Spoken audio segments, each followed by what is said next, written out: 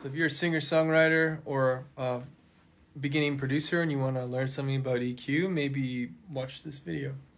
So what I have here is like a super standard EQ. This is like a parametric EQ, like probably the most popular EQ out there.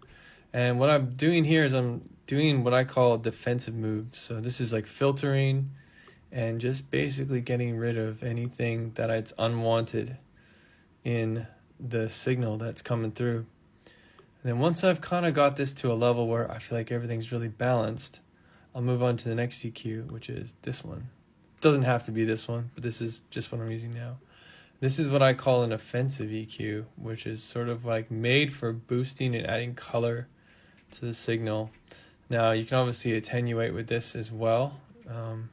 That's an option, but I still think there's so much saturation with this EQ that you probably wouldn't necessarily do that.